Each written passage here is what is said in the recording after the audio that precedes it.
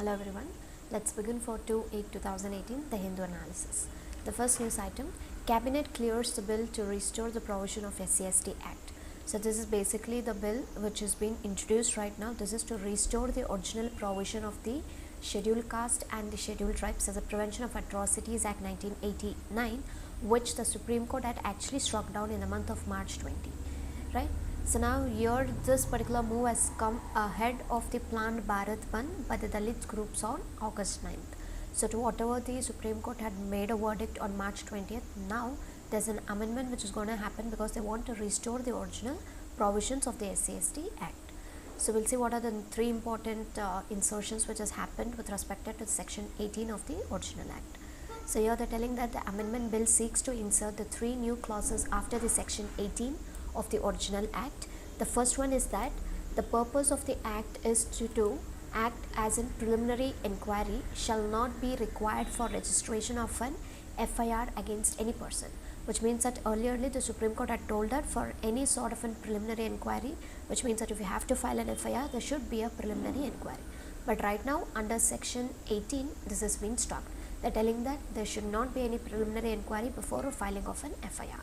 So they have really been hurted by the statement what the Supreme Court has been made. And the second stipulation is that the arrest of the person accused of having committed an offence under the act would not require any approval. So it means that again, if a person is supposed to get arrested, he should not get any approval as such. So that approval to what the Supreme Court had given in the earlier is being struck right now. And the third one is that the provision of the section 438 of the CRPC, which deals with the anticipatory bail, shall not apply to case under this act. So earlier there was an anticipatory bail, but right now under this particular section 18, they have even struck down the anticipatory bail. So these are the three important clauses which is being introduced under the, that is which is going to restore the original provisions. So this is about it. And on March 20, what had happened is that the Supreme Court issued a slew of guidelines to protect the people against the arbitrary arrest under the act. That is directing that the public servants could be arrested only with a written permission of their appointing authority. So we saw this couple of videos as well. If a public servant has to be arrested, that person would have first gotten written permission from the appointing authority. So only then he can be arrested. But in case of a private employee, the senior superintendent of the police concerned should allow it. So these were the important sort of areas where the Supreme Court had made it on March 20th. But right now, the restoral of this particular bill is talking about the insertion of the section 18. So these are the three important changes which has been looking forward. So this is about the bill. Next one, RBI rises the rate again by 25 basis point. So this is with respect to the RBI has increased to 25 basis point. This is to setting the benchmark of the repo rate at 6.5%. So earlier it was like 6.25%, but now it is 6.5%. So what happens if there is an increase in the repo rate? So here the cost of the loans of all the borrowers from the consumers looking to finance their purchase of the homes or cars to businesses looking to meet their capital needs, which means that here the cost of the loans is being pushed up, which means that it's been increasing. So whenever the repo rate is being increased on, which means that it pushes up the loan part, which means that the interest rate also increases. So repo rate is nothing but where the banks would be borrowing from the RBI. In return, RBI would be charging them the highest cost.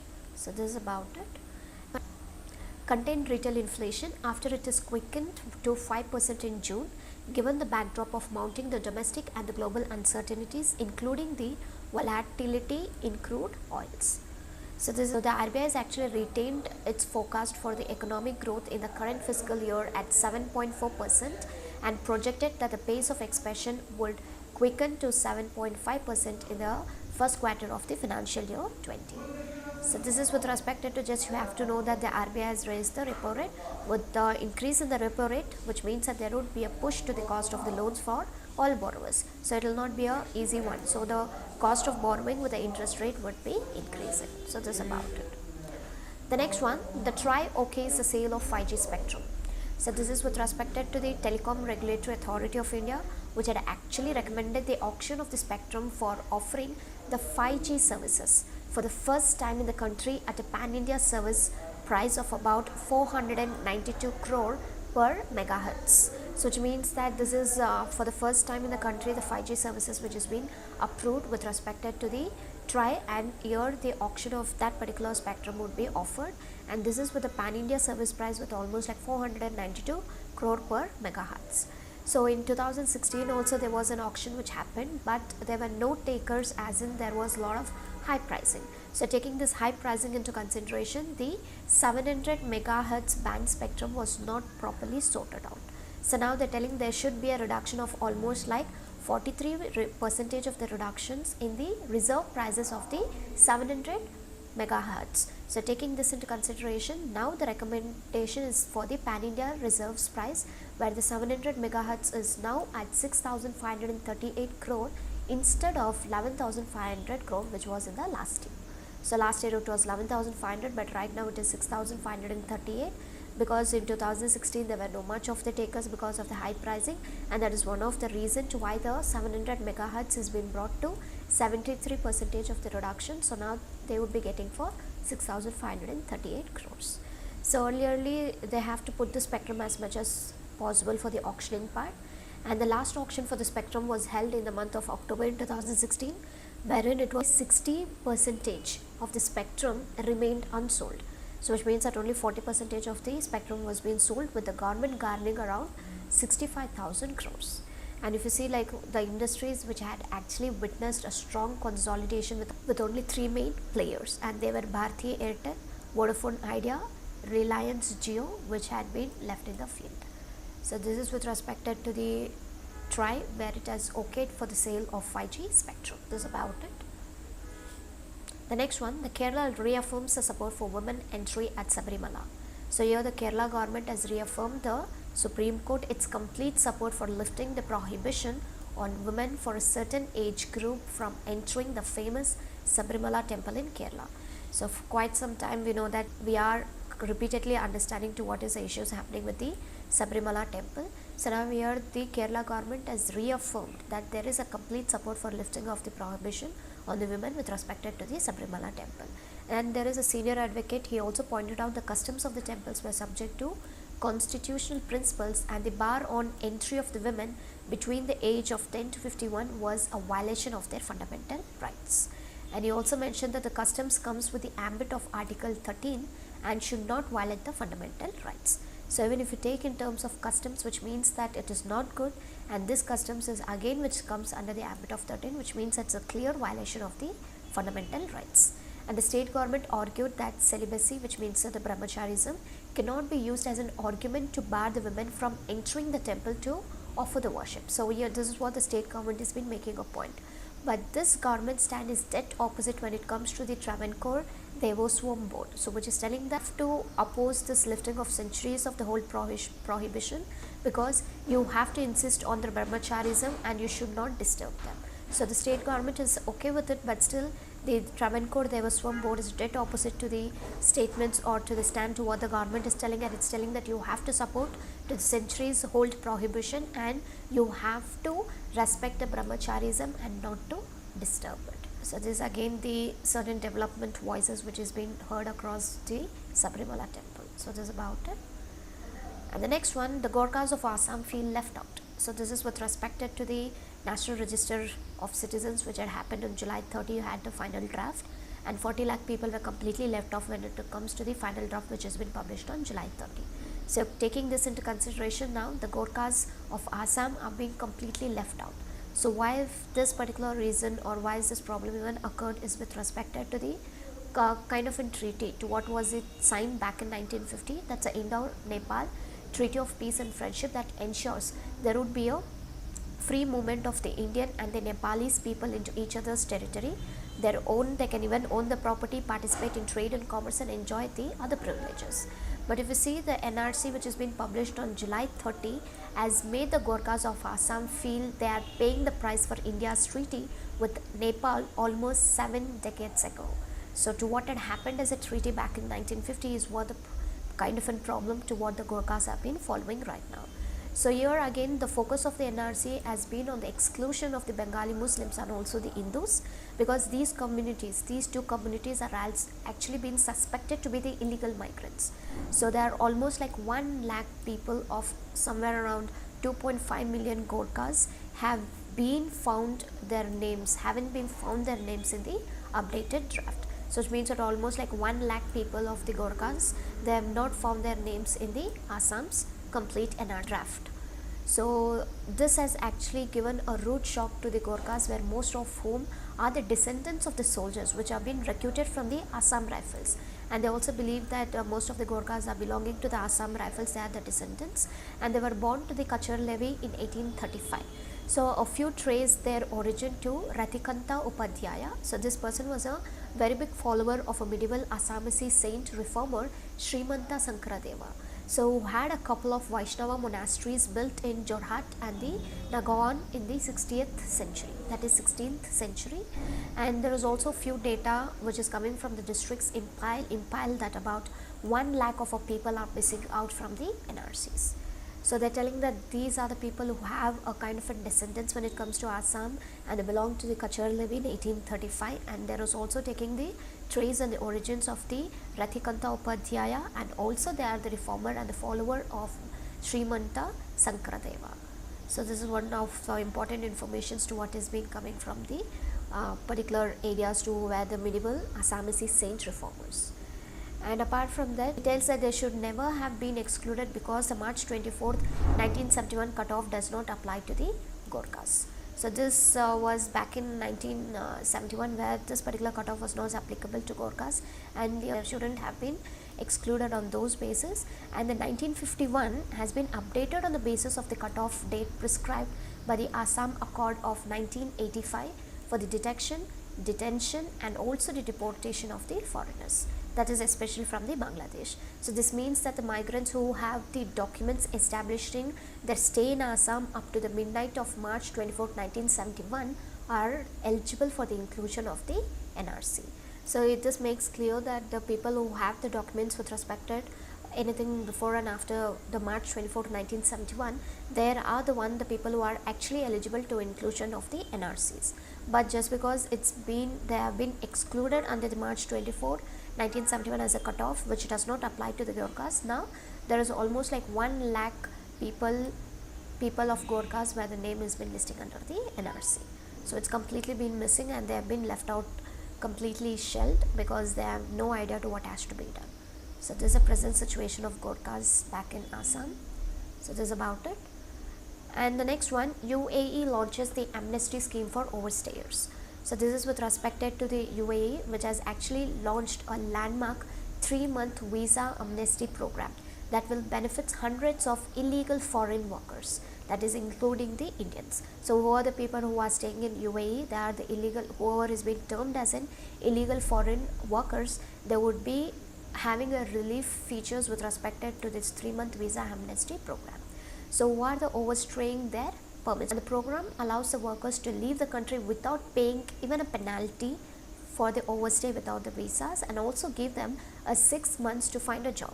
So if they find a job, which means that they can renewal and they get a spot visa there. So the time they get the visa valid, which means that they would be able to stay down in the country for the rest of the time. UAE is home to 2.8 million Indian expatriates, the largest expatriate community in the country. And if you see, the primary laborers from the countries like India, Bangladesh, Sri Lanka, Pakistan, Nepal and Philippines will be benefiting from this amnesty scheme. So those who have been actually blacklisted or those who have a legal case against them, they would not be eligible for the amnesty. They would be completely debarred from the amnesty. This is only for those people who are called as an illegal foreign workers, because they wouldn't have extended the visas, or they would have lost their visas to whatever the various reasons. So it is only to the help of those people where the amnesty program has come on the way. And third such amnesty has been announced by the UAE government in just over a decade. So in 10 years is a third amnesty program which has been used by the UAE government. The overstaying residents have the option of exiting the country without facing punishments. So alternatively, they can also rectify their status by getting a new sponsored valid visa. So this is about the amnesty program. The next one, RBI flags the currency war, the risk to stability. So this is the RBI Governor Urjit Patel. He has actually flagged the risk of macroeconomic stability for a potential currency war in a wake of rising the global trade tensions. So this is with respect to the global trade tensions, and said that the central bank's decision with respect to raise the interest rates was aimed at firmly anchoring the inflation expectations. So this is about it. And there is also one of important thing he is talking about, evolved into a tariff wars, and now it is possibly or getting begun into a currency war. So what Mr. Patel has been defined it, and he also commented on the currency war on a day when it had raised interest rates, reflected its keenness to prevent the rupee from the depreciating excessively. So went to why this particular interest rate has been reflected, so that they can prevent the rupee depreciation which is happening in terms of the currency wars. And as another important issue is that the rupee has depreciated about 8% against the dollar in 2018. So depreciation of the rupee is almost like 8% only in the year 2018. And here the 6-member monetary committee have actually opted to raise the repo rate by 25 basis points to 6.5%. So which means that it was only 6.25%, now it's become like 6.5%, which means that it was only 25% of the basis point which has been increased. So this is to retaining a neutral stance. So again we have different categories which comes there, but by this particular move it is a neutral stance to what the MPC has been looking out for. And here the 5 members out of 6 members, the 5 members have voted to raise the interest, but there was only 1% who had actually voted against rising interest rates. He was not happy about rising the interest rate, and that is RH Dokalia. So this person was not happy with the increase in the interest rates. And the projection for inflation in the second half of the current fiscal was increased to 4.8% from 4.7%, and that for the first quarter of the second financial year set at 5%. So this is again the projections of to what had happened in the second half of the current fiscal. And the centre's decision to raise the minimum support price, we know that, which has been raised for the kharif crops, and the volatile crude oil prices and the volatile oil prices are expected to shape the inflation trajectory in the coming months. So this is again sort of an areas where the inflation is actually taking or moving on, to what extent we can see the inflation. So these areas are actually determining it, and the main reason for changing the policy rate is to ensure that on a durable basis we come to and also maintain that 4% target. So here this is with respect to RBI, where the MPC they have to maintain 4% target. Plus or minus is welcome, but here actually the inflation of India is heading towards 5%. So again this is with respect to what they have to look on for, and this is about the currency wars. And the next one, the regulator bats for tech and policy pricing the risk assessment. So this is with respect to the insurance regulatory department, where the IRDAI is working group on a InsurTech. So this is actually to support for the use of technology that actually aids in more scientific pricing of insurance policies and facilities to ease the business for both the insurer as well as the insured person. So this is basically to get in use with the technology where the insurer as well as the insured person would be benefited. And this is actually a 10-member group where the 5 people from the regulator and the rest would be from the insurance companies. So here they want to assess the use of technology where using such kind of an artificial intelligence and the machine learning as well as the wearable devices. So there is a combination of artificial intelligence, a sort of machine learning and the wearable devices, which supports the use of the technology that facilitated the risk assessment and also the risk improvement. So the risk factors can be really worked out well with respect to the use of the technology, and the use first devices which has been wearable or portable devices, they has to be first checked on this sandbox environment or on a pilot basis.